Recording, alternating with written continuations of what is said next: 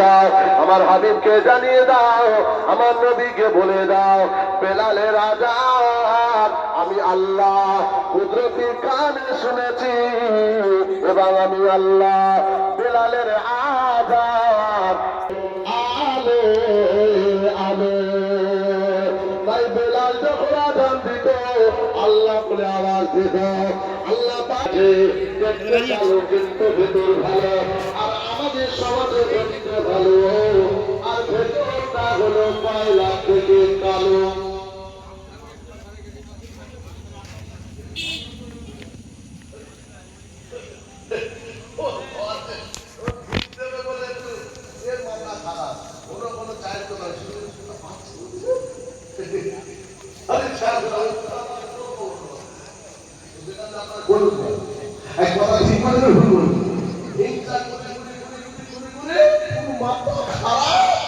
ওর ঘর হয়ে যাচ্ছে আর এর হিংসা করে করে এর ভেতরে সব চাষ আল্লাহ তসবিহ থেকে সব আমাদের সব ছাই হয়ে যাচ্ছে। কথা ঠিক না? আল্লাহ হাসানা ইয়াকুল হাসানা কামা তাকুল নার আল্লাহ হাতাবে মধ্যে আগুনে যেমন কাঠ দিলে আল্লাহ হয়ে যায়, আপনার আগুনটা কাঠটাকে খেয়ে ছাই করে যায়, তুমি যখন দাদরা হিংসা করে ভেতরে রাখো তোমার সব আমল দান খায়রা তসবিহ জুম্মা নামাজ মিলাদ মাহফিল দাদা ওইরকম ছাই হয়ে যাবে। যে আমাদের পুরো শূন্য ঘর হয়ে আল্লাহ নবী বললেন আল্লাহ পাক প্রত্যেকের ভেতরে আমার আল্লাহ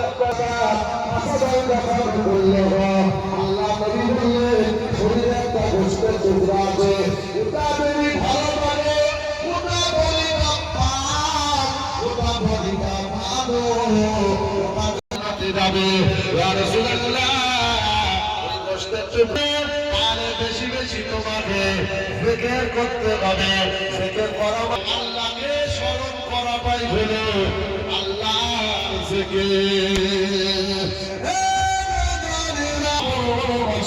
তরিকাটা ওই সবকে আপনাকে দিতে হবে, আল্লাহর ওলিদের সোহবতে গিয়ে সবক করতে হয়।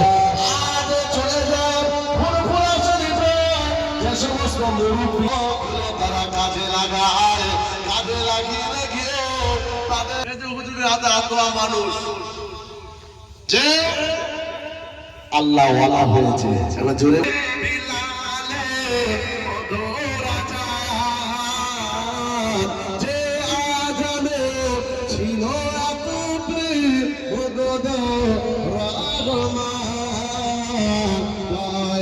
নবীর পিছে নামাজ পড়লে কেমন হতো, জন্ম আমার নবীর যুগে হলে কেমন হতো, দু নয়নে রাসূল পাক দেখিলে কেমন হতো, জন্ম আমার নবীর যুগে হলে কেমন হতো। তিনি কত আলোচনায় থাকিতাম আমি অধ, সামনে রাসূল পাক হতো পাশে সাহাবীগণ, আবু বকর ওমর ওসমান আলী সঙ্গী কেমন হতো, জন্ম আমার নবীর যুগে হলে কেমন হতো। আল্লাহুম্মা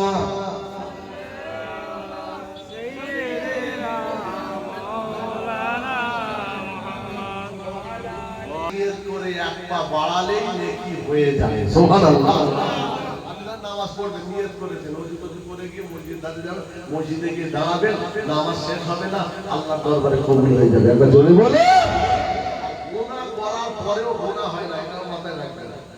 তার মানে ফেরেশতা বারবার এই যে আছে না কেরামান, এই কেরামান কাতেবিন বদিয়ার নেকির ফেরেশতা মানা করে, দাঁড়া দাঁড়া দাঁড়া তওবা করতে পারে, দাঁড়া তওবা করতে পারে, তারা তওবা করতে পারে।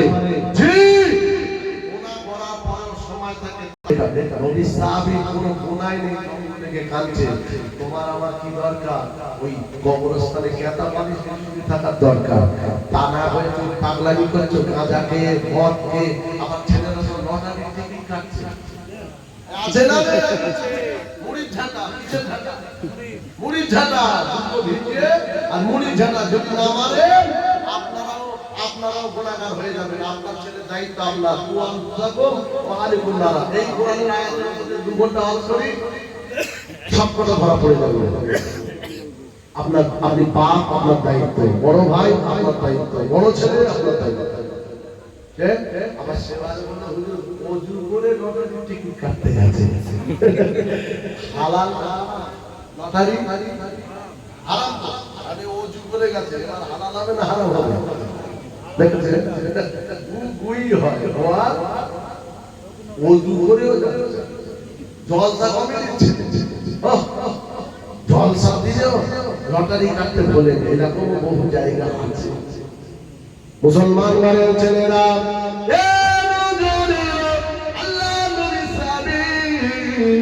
সিজদায় পড়ে কাঁদতে লাগলো, আল্লাহ আপনি মাফ করে দেন, আল্লাহ আপনি ক্ষমা করে দেন। ক্ষমা যদি না হয় আল্লাহ আমি সিজদা থেকে মাথা তুলবো না। এইভাবে কাঁদতে কাঁদতে হাত্তা তালাল ফজর, ফজরের সময় হয়ে গেল। বেলাল আযান দিয়ে দিয়েছে, সাহাবীরা দৌড়ে চলে গেল মসজিদুন নববী শরীফে। কাতারে কাতারে বসে আছে, আল্লাহ নবীর পিছনে ইক্তেদা করে ফজরের নামাজটা পড়বে। নবী আমার আম্মাজান আয়েশা সিদ্দিকা রাদিয়াল্লাহু তাআলা আনহা, আমার নবীর ঘর মসজিদুন নববী, একই দরওয়াজা, পর্দাটা তুলবে, মসজিদুন নববীতে ঢুকবে। নবী আমার চলে এলো, মিম্বারে দাঁড়িয়ে কান্দি বন্দি তাকালো। ও আমার সাহাবীরা সবাই এসেছেন নাকি বাবা? ইয়া রাসূলুল্লাহ, হাবিবাল্লাহ সবাই এসেছি বটে, একজন সাহাবী এখনো এলো না। হে বাবা এলো না, অমুক চলে এলো না, কি হয়েছে বাবা? হুজুর তো জানি না। নবী একটু ওয়েট করলো, সময় পার হয়ে যাবে, তার আগে নামাজটা আদায় করলেন। নামাজ হয়ে যায়, সাইয়েদ আব্দুর রহমান বলে একজন সাহাবী, মক্কার একজন সাহাবা, তাকে ডাকা হলো, ও বাবা সাইয়েদ চলে যাও। বাবা কেন এলো না বাবা? বাড়িতে চলে যাও বাবা, কিছু হলো নাকি, যাও দেখে এসো। সাইয়েদ আব্দুর রহমান চলে গেল, দিল্লি থেকে খবর পেয়ে বুঝতে পারলো সামান্য নিজেকে অপরাধী মনে করে বাড়ি ছেড়ে জঙ্গলে গিয়ে সিজদায় পড়ে কাঁদতে লাগলো। এবং যুবকেরা দেখতে পাওয়া যায় সাইয়েদ আব্দুর রহমান চলে গেলেন, রাস্তা করে গিয়ে জঙ্গলে গিয়ে দেখে একটা গাছের নিচে সিজদায় পড়ে হযরত সালামা আল-আনসারী বলে নাম, ওই সাহাবী কাঁদতে লেগেছে। সালাম খানা দেওয়া হলো, আসসালামু আলাইকুম ইয়া কি ভাই সালামা, মাথাটা তোলো, মদিনায় চলো। আল্লাহকে বুঝতে কেন ফজরে গেলে না? কি হয়েছে তোমার? ও সাহাবী ইয়া কি ভাই শুনে রেখে দাও, মুখ মদিনায় লাগাবো না, নবীর সামনে লজ্জিত হবে। না না, যতদিন অপরাধ ক্ষমা না হবে, আমার শয়তানি ধোঁকায় পড়ে বিছানা থেকে আমি এক পা এগোনোর কারণে আমাকে বড় অপরাধী মনে হলো।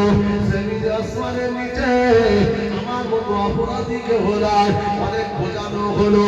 ও নবী সাহাবী, আল্লাহর নবী আমাদের মাঝে আছে, রাসূলুল্লাহর কাছে নিয়ে যাব।